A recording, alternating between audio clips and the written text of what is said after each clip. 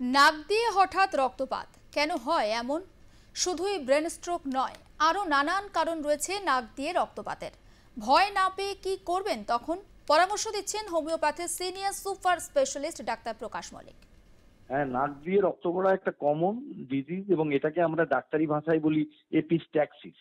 এবং এটা বিভিন্ন কারণে হতে পারে এবং নাকের শিরাধমনীর নাকের রক্ত সংবহন প্রধানত দুই প্রকার ধমনী নালিকার মধ্যে হতে পারে, ইন্টারনাল ক্যারেটিভ এবং এন্টিরিয়ার এন্টিরিয়ার এবং এই সবগুলো কারণে হতে পারে। এবং লিটিল এরিয়া এবং septal branch of superior labial artery এবং সেটার জন্য সেখান থেকেও হতে পারে। এবং লিটিল এরিয়া মানে যে নাকে রক্তপাতের শতকরা 90% কারণ এই স্থান থেকে রক্তপাত। এবং এই স্থানে নাকের দুটি ছিদ্রের যে পর্দা বা সেপ্টাম আছে তার সামনের দিকে অবস্থিত। নাকটা খুললে যে রক্তপাত হয় তাহলে এই স্থান থেকে রক্তপাত। শিশু বা যুবকদের ক্ষেত্রে নাক থেকে রক্তপাতের কারণ হল নাকফোঁটা।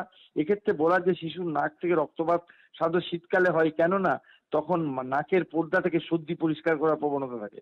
নাকের মধ্যে কোনো জিনিস ঢোকালে যেমন চকের টুকরো, রাবার, ফলের বিচি এবং রক্তপাত হতে পারে। এছাড়া sinus infection, sinusitis, adenoid gland infection এবং মধ্যকার ডিপথেরিয়া হলে বা অ্যানিমিয়া এবং পার্সিনিয়াস অ্যানিমিয়ার ক্ষেত্রে বলবো পারফিউরা প্রভৃতি রক্তের সমন থাকে। এবং বয়স্কদের ক্ষেত্রে রক্তচাপ বৃদ্ধি নাক থেকে রক্তের প্রধান কারণ। এছাড়া নাকের মধ্যে বা পেছনে অবস্থিত ক্যান্সার রোগেরও একটা কারণ হতে পারে নাসাধারণ রক্তপাতের প্রধান কারণ। এগুলি ছাড়াও প্রচুর রক্তপাত হতে পারে ইডিওপ্যাথিক কজ, মানে যেগুলো বংশগতিক কারণ বলে মনে হয়।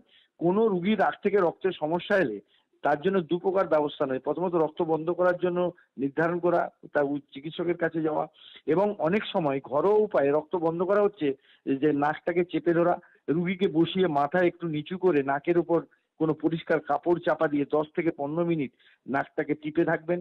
রক্ত যদি মুখ দিয়ে আসে তবে তা মুখ দিয়ে বার করে দিতে হবে এবং রুগীকে মুখ দিয়ে শ্বাস নিতে বলতে হবে।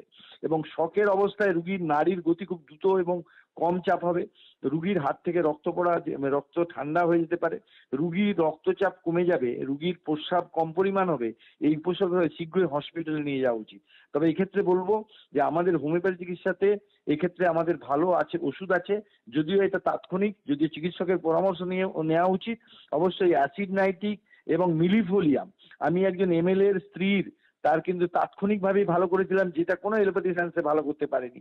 তো যাই হোক, বলতে চাইছি যে নাক দিয়ে রক্ত পড়াটাকে অবহেলা করবেন না এবং এটা কারণটা ডিটেকশন করে চিকিৎসা নিলে আপনি এই সমস্যার হাত থেকে রক্ষা পাবেন। শুধু না, এই এই সমস্যাটা আসলে একটা কারণের জন্য হচ্ছে। সেই কারণ সেটা ব্লাড প্রেশার হতে পারে, অন্য জায়গায় কোনো ক্ষরণ হতে পারে, এবং সেই লক্ষ্য করে আপনার এটা নিয়ে অবহেলা না করে চিকিৎসা নিলে হোমিওপ্যাথি চিকিৎসা এক্ষেত্রে আপনাকে বিশেষভাবে সাহায্য করতে পারে।